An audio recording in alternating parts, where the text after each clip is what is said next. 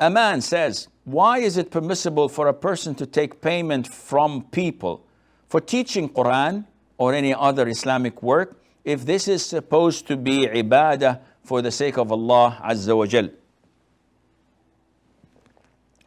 A man, my friend, when you perform a form of ibadah, the ibadah, I don't know if the translation is correct or not. I'm doing it I'm shooting out of the hip as they say. Ibadah is divided into two types: transitive and intransitive. What do we mean by transitive and intransitive? We know that there are verbs that are intransitive. When I say I sit, I walk, I don't need to have an object afterwards.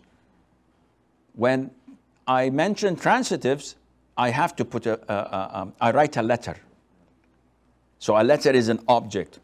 I don't know if the translation is right or wrong, but sue me, who cares? Coming back to ibadah. Ibadah is divided into two types.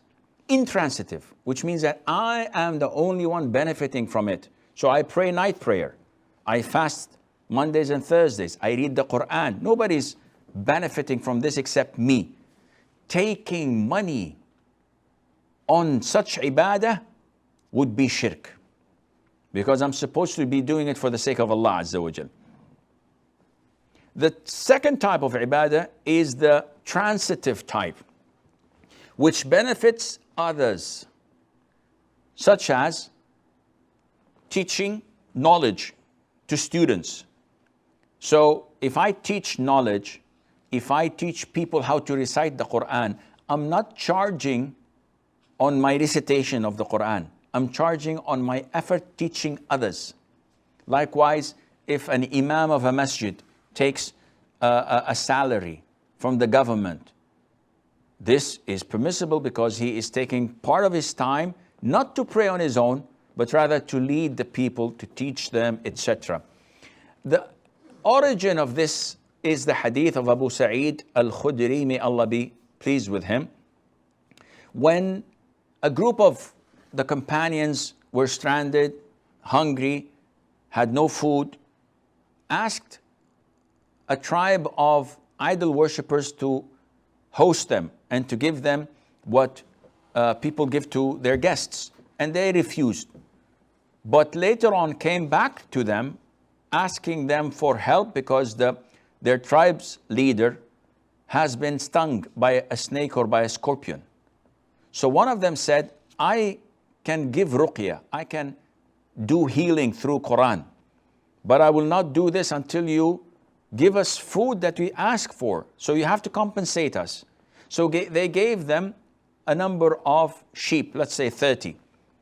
And the man went, recited the Quran, only Surah Al-Fatiha, and blew on that sick person. Kept on repeating it, Alhamdulillah Rabbil Alameen Ar-Rahman Ar-Rahim, doing this.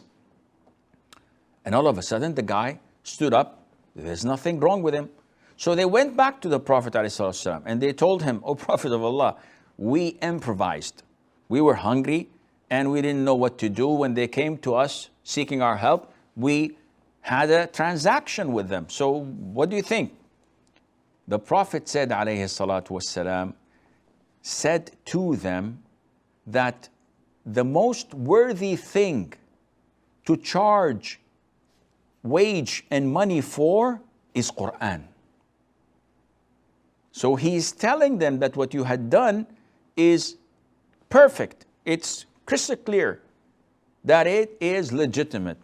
From this hadith and so many other hadiths, the scholars concluded, the vast majority of scholars concluded that this is permissible, but it is note saying that if you do it for the sake of Allah without charging, that would be even better and better for you at the side of Allah. But it is totally legit and halal for you to take such money.